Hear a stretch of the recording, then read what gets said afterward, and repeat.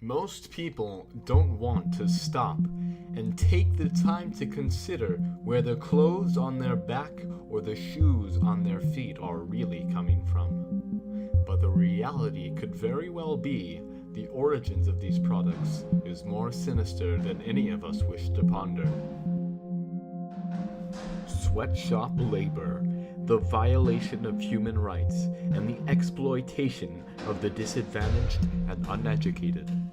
And now, of course, in the modern day, many more measures have been taken to resolve the issue, and there are several corporations that serve as role models in the global marketplace.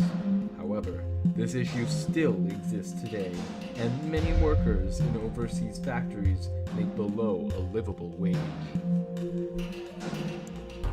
The Fair Labor Association, UNICEF, and Social Accountability International have all contributed, but could not be as effective would it not be for the interest and the voice of everyday people. Hi, Katie. How are you? Hi, good Nice to to meet you finally. Yeah. Listen, I was hoping we could set up some time when we could talk. I'm really concerned about the workforce in Asia. You know, I spent the summer there living with them and living on the wages that are paid to the factory workers. You worried about that? Yeah. Okay, why don't you call my secretary? Let's see that. I did. Here, Mr. Knight seems insouciant of the issue mentioned to him. He even seems to be ridiculing the interviewer. From here, it is apparent that change cannot happen on its own, not by the will of these corporations. Reform can only begin if the public is informed and they seek to take action. There is only one route to changing this harsh reality. It wasn't until the public vocalized their concern that corporations with history of worker abuse even began to consider reform. Take, for example, the 2014 Winter Olympics.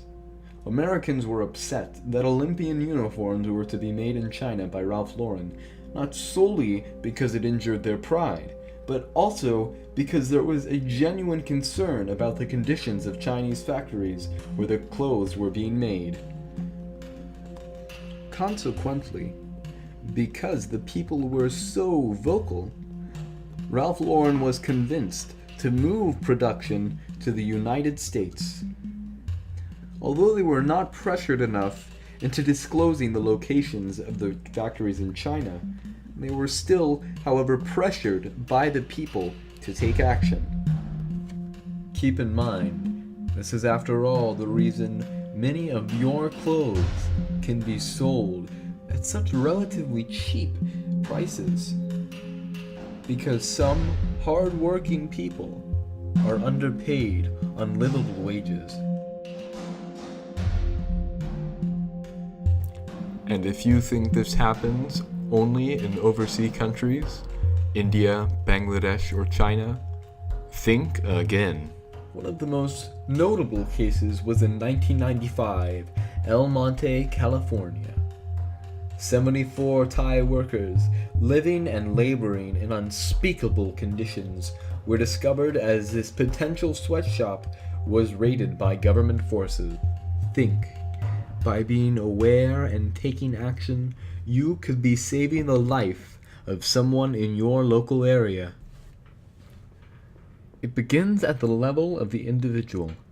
You have the power to stop the exploitation of your fellow human beings. This change begins with only a small amount of activists, but transforms into a force of good pioneered by ordinary people.